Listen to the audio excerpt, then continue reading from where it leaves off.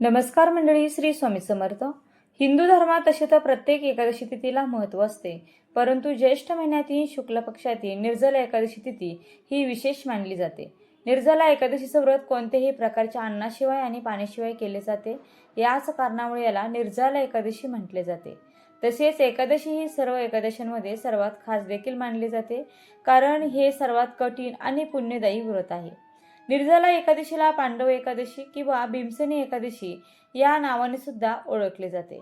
तर बघा, या एकादशीला अशी मान्यता आहे की या दिवशी भगवान विष्णूंची पूजा अर्चा केल्याने मोठ्यामधील संकटांचा नाश होतो. असे म्हणतात की जो कोणी खऱ्या भावाने निर्जला एकादशीचं व्रत करतो त्याला वर्षभरातील सर्व एकादशींच्या बरोबरीचे पुण्यफळ हे प्राप्त होते.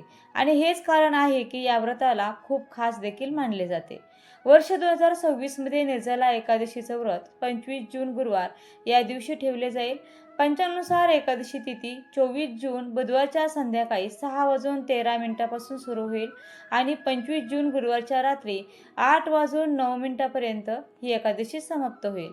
आणि अशा परिस्थितीत एकादशीचं एक दिवस आधी आपल्याला दशमी तिथीच्या नियमाचं पालन देखील 24 जून बुधवार या दिवशी केलं जाईल. आता निर्जला एकादशीच्या दिवशीच गायत्री जयंती सुद्धा साजरी केली जाते. तर ती कशी करायची याचा व्हिडिओ सेपरेट येईल. आता बघा, गुरुवारच्या दिवशी ब्रह्ममुहूर्त सकाळी 4:11 ते 4:59 असणार आहे. सूर्योदय सकाळी 5:47 होईल आणि सूर्यास्त हा संध्याकाळी 7:11 होईल. बघा, या दिवशी शिवयोग सकाळी 10:53 असेल आणि त्यानंतर सिद्धयोग हा प्रारंभ होईल. भद्राकाळ सुद्धा या दिवशी असणार आहे. भद्रा सकाळी 7:08 ते रात्री 8:09 असेल. पाताळ लोकात यावेळी भद्रेचा वास असेल आणि त्या कारणामुळे ही भद्रा पृथ्वी लोकावरती अशुभ या दिवशी असणार नाही. राहुकाळ सकाळी 10:30 ते दुपारी 12 वाजेपर्यंत असेल आणि यावेळी द्वादशी तिथीच्या दिवशी सर्वार्थ सिद्धयोग देखील बनत आहे.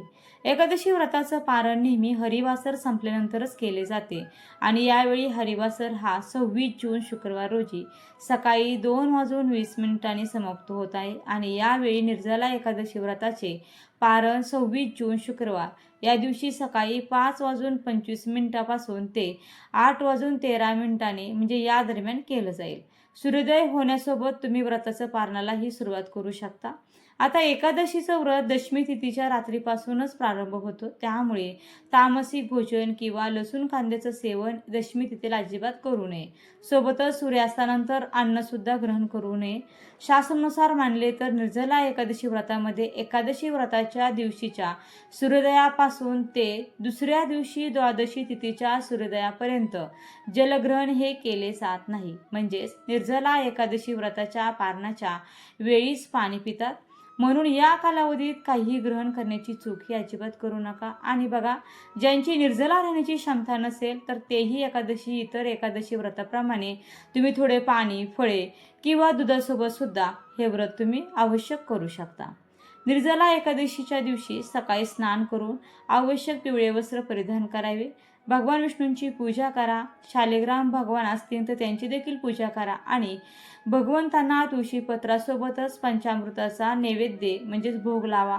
पूर्ण दिवस ओम नमो भगवते वासुदेवाय किंवा हरे कृष्ण महामंत्राचा आवश्यक जप करावा. तसेच बघा, निर्जला एकादशीच्या काळात जास्त उष्णता असते आणि अशा परिस्थितीत पाण्याशी संबंधित वस्तूचं दान करणे अत्यंत पुण्यदायी मानलं जातं. तर या दिवशी तुम्ही पाण्याने भरलेला घडा म्हणजेच माठ, पंखा, छत्री, चप्पल इत्यादींचं दान करू शकता किंवा टरबुजाचे दान देखील करणे, तसेच सत्तूचे दान करणे सुद्धा खूप शुभ मानले जाते. एकादशी व्रताचं पारण द्वादशी तिथीला सूर्योदय झाल्यानंतरच केले जाते आणि द्वादशीची पूजा तुम्ही सूर्योदयापूर्वी करू शकता, परंतु व्रताचं पारण तुम्हाला निर्धारित मुहूर्ताच्या आतच केले पाहिजे, ही गोष्ट मात्र लक्षात ठेवा. तसेच बघा, तुळशीला पाणी दशमी तिथीला अर्पण केले जाईल, परंतु एकादशीच्या दिवशी तुळशीला पाणी अर्पण केले जात नाही.